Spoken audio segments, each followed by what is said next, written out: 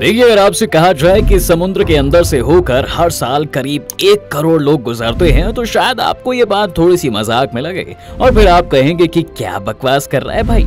खैर, इसे छोड़िए। इस समंदर के अंदर से रोज कई सारी ट्रेनें होकर गुजरती हैं जो एक देश से दूसरे देश के लोगों को उनकी डेस्टिनेशन तक पहुंचाती हैं। तो शायद इसे भी सुनकर आपकी हंसी छूट जाएगी, लेकिन ये कोई मजाक नहीं है बल्कि हकीकत है, क्योंकि हम जो इसकी बात करने जा रहे हैं वो इंजीनियरिंग का एक नायाब नमूना है। जी हाँ दोस्तों, जैसा कि हम सब जानते हैं कि इतिहास में सुरंगों की अपनी एक अलग अहमियत रही है और अक्सर ये सुरंगें छुपकर निकलने या किसी और खुफिया काम के लिए बनाई जाती थी। लेकिन आज के इस दौर में बनने वाली सुरंगें अब तरक्की की मिसाल बनती जा रही हैं और इस तरक्की की मिसाल है ब्रिटेन और फ्रांस को जोड़ने वाली ये चैनल टनल। जी हाँ, ये समुद्र के अंदर बनाई गई दुनिया की सबसे लंबी सुरंग है।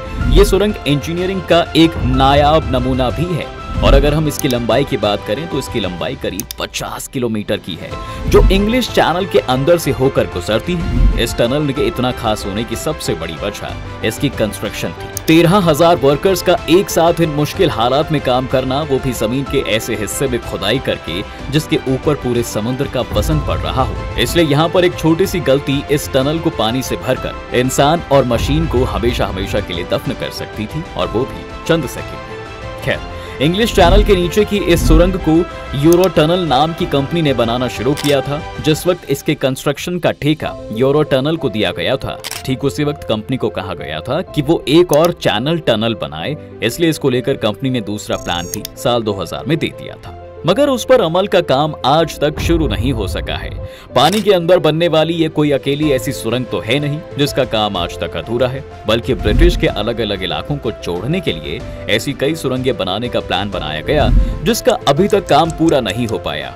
हालांकि इन सब बातों से परे अब चैनल टनल की तरफ फिर से रुख किया जाए, उससे पहले हम थोड़ा इसके इतिहास को खंगालते हैं। दरअसल करीब 13,000 साल पहले आखिरी आइस एज जब खत्म हो रही थी तो उसने आज के इंग्लैंड और यूरोप को एक दूसरे से अलग कर दिया था। चौंकाने वाली बात ये थी कि इनके अलग होने की वजह बना समंदर का वो हिस्सा जिसे आज आप और हम इंग्लिश चैनल के नाम से ही जानते हैं। वैसे तो अगर देखा जाए तो ये चैनल काफी ब्रॉड लेवल पर फैला हुआ है, लेकिन वो एक ऐसे पॉइंट पर आकर काफी ज्यादा नैरो हो जाता है और ठीक इसी पॉइंट पर आकर इंग्लैंड और फ्रांस मुश्किल से 30 किलोमीटर दूर होते हैं। इतिहास गवाह भी है दोस्तों कि कई बार इस दूरी को खत्म करने की कोशिश भी की गई, लेकिन कई जाने चली जाने के बाद इस एक्सपेरिमेंट को बंद कर दिया गया। ऐसा इसलिए क्योंकि उस समय टेक्नोलॉजी इतनी हाईटेक तो थी नहीं, लेकिन जैसे जैसे दिन ढलता गया और 20वीं सदी आई तब टेक्नोलॉजी ने एक नया जन्म लेना शुरू कर दिया और इसी को देखते हुए एक बार फिर से इंग्लैंड और फ्रांस को आपस में जोड़ने के लिए जमीनी कनेक्शन का सहारा लिया गया। साल 1980 की बात है, जब बड़ी से बड़ी मशीनरी बनाना भी कोई मुश्किल काम नहीं था, लेकिन मशीन के अलावा एक सबसे बड़ा चैलेंज ये था और वो था इंग्लैंड को मनाना। जी हाँ दोस्तों, अगर हम इतिहास के पन्नों को फिर से पलट कर देखें तो इंग्लिश चैनल के ठंडे पानी ने हमेशा इंग्लैंड के दुश्मनों पर भारी हाथ दिया है। फिर चाहे वो नेपोलियन हो या फिर हिटलर, इंग्लैंड के कई देशों ने इस पर कब्जा करने का प्लान बनाया, लेकिन इंग्लिश चैनल की ऐसी कंडीशन थी जिसने इंग्लैंड का पलड़ा हर तरह से भारी रखा। सेकेंड वर्ल्ड वॉर में तो हिटलर ने फ्रांस के एक गांव में एक अंडर वाटर सीक्रेट टनल खोदने का प्लान भी तैयार किया हुआ था ताकि वो बड़ी आसानी से इंग्लैंड पर काबू पा सके, लेकिन बदकिस्मती से ये प्रोजेक्ट कभी शुरू ही नहीं हो सका। खैर, जब हिटलर की मौत हुई तो उस समय यूरोप में काफी चेंजेस आना शुरू हो गए थे। देखते ही देखते बिजनेस बूम करने लगा था और हर तरफ खुशहाली ही खुशहाली थी। फ्रांस और इंग्लैंड जो कभी दुश्मन हुआ करते थे, उन्होंने अब ट्रेड करना शुरू कर दिया था और अब धीरे धीरे वक्त गुजरता गया और 1986 में इन दोनों देशों ने डिसाइड किया कि अब इस रुकावट को हटाकर इंग्लैंड को यूरोप के साथ कनेक्ट कर दिया जाए। हालांकि इस डिसीजन को लेकर इंग्लैंड में कई जगह पर प्रोटेस्ट भी हुए, लेकिन कई महीनों तक चली बातचीत के बाद आखिरकार दोनों देशों ने फाइनली एक अंडर सी टनल बनाने का एग्रीमेंट कर लिया। इस टनल को चैनल टनल का नाम दिया गया, जिसे वहां के लोग अक्सर यूरो टनल भी कहते हैं। एग्रीमेंट में ये पाया गया दोस्तों कि इंग्लैंड और फ्रांस अपनी अपनी साइड से टनल खोदेंगी और दोनों टनल सेंटर पॉइंट पर आकर कनेक्ट होगी। हालांकि ये प्रोजेक्ट शुरू होने से पहले ही बहुत बड़ा फेलियर लग रहा था, क्योंकि समंदर के अंदर 30 किलोमीटर लंबी टनल बनाना कोई मामूली काम नहीं था। आखिर में ये तय हुआ कि 10 इंजीनियरिंग फर्म और एक दूसरे के साथ मिलकर इसे बनाएंगी।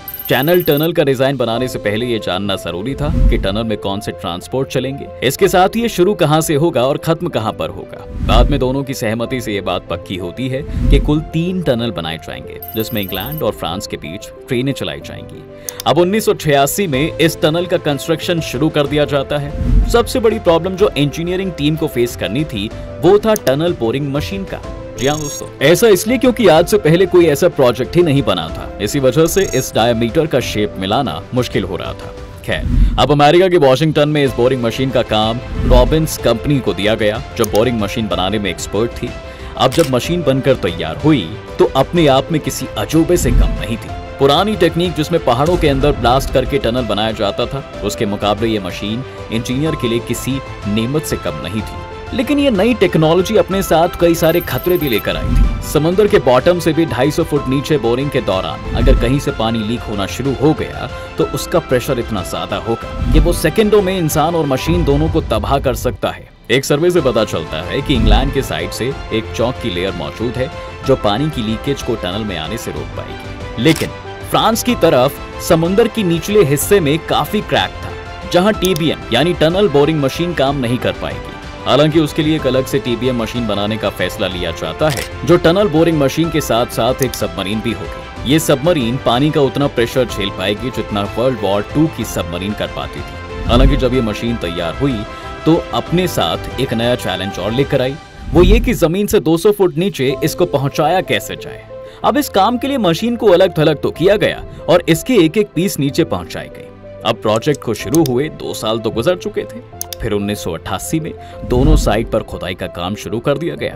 अब मिट्टी और पत्थरों के मलबे की इतनी ज्यादा क्वांटिटी को अलग अलग करना अपने आप में एक और चैलेंज था। एक दिन में ये मशीन 750 स्क्वायर फीट पत्थरों को काट रही थी और सिर्फ 1 घंटे में 2000 टन मलबा जमा होता जा रहा था। एक तरफ मलबा निकाला जा रहा था तो दूसरी तरफ अंदर लेकर जाने वाले सामान भी काफी ज्यादा थे। काम अपनी स्पीड पकड़े हुए था। इसी तरह कई हफ्ते गुजरते चले गए और महीने भी देखते देखते गुजर गए। अब सबको बस एक ही चीज का इंतजार था कि कब ये टनल आपस में मिलेंगी। लेकिन ये काम जितना सुनने और देखने में आसान लग रहा था उतना था नहीं, क्योंकि अगर दोनों टीपीएम ठीक पोजीशन में आके नहीं बढ़ेंगी तो जाहिर है कि ये समुद्र में कभी एक दूसरे से नहीं मिलेंगी। अब इस प्रॉब्लम की सॉल्यूशन के लिए laser beam guidance system use किया गया। एक लेजर इंग्लैंड वाली मशीन से लगाया गया और दूसरा लेजर फ्रांस वाली मशीन से लगाया गया। अब दोनों सिस्टम एक दूसरे से वायरलेस के थ्रू कनेक्टेड थे। ऐसे में अब पता लगना आसान हो गया था कि दोनों मशीनों की खुदाई बिल्कुल सेंटर में हो रही है। अब 203 साल की लगातार बोरिंग के बाद अब वो घड़ी आ चुकी थी कि जब दोनों तरफ से खुदाई की दूरी 100 किलोमीटर ही रह गई थी और ये पता चल चुका था कि खुदाई बिल्कुल ठीक की गई है। अब कंस्ट्रक्शन का फाइनल मूवमेंट करीब आ चुका था। फ्रांस वाली टीबीएम मशीन अब इंग्लैंड की टीबीएम मशीन से जाकर मिल गई और फिर बाद में फ्रेंच टीबीएम को डिसअसेंबल करके बाहर निकाल दिया गया। खैर, 13,000 साल में पहली बार दोनों देशों के दरमियान अब फिर से लैंड कनेक्शन बनने जा रहा था। इस इवेंट के लिए जितने भी वर्कर काम कर रहे थे उस हर कंट्री का एक एक वर्कर चुना गया। उन्होंने आखिरी चौक की लेयर को मैनुअली जैक हैमर से तोड़ा और फिर अपने अपने देशों के फ्लैग बदले गए। फाइनली इंग्लैंड और फ्रांस दोबारा से जुड़ चुके थे। ये वाकई दोनों देशों के इंजीनियरिंग का नायाब करिश्मा था, जिसको सेलिब्रेट करने के लिए जश्न मनाया गया। कई सालों के खून पसीनों की मेहनत काम आई। फिर 6 मई साल 1994 को चैनल टनल लोगों के लिए ओपन कर दी गई। लेकिन अब जरा हम इस मेगा प्रोजेक्ट में आई लागत के बारे में भी जान लेते हैं। दरअसल इस प्रोजेक्ट पर होने वाले खर्चे को अगर आज की डेट में एडजस्ट भी किया जाए तो 12 अरब पाउंड्स यानी कि 1190 अरब रुपये बनते हैं। और अगर हम इसमें शामिल वर्कर्स की बात करें तो इसके कंस्ट्रक्शन में करीब 13,000 मजदूर काम कर रहे थे। वहीं काम के दौरान करीब 10 मजदूरों की मौत भी हो गई थी। तो दोस्तों, कैसी लगी चैनल टनल को लेकर हमारी ये वीडियो? ऐसी नई नई जानकारी के लिए आप हमारी वीडियो को देख सकते हैं और अगर ये वीडियो पसंद आया है तो इसे लाइक और शेयर जरूर करें। साथ ही हमारे चैनल को सब्सक्राइब भी जरूर करें ताकि आपको हमारी लेटेस्ट वीडियो का पता चल सके।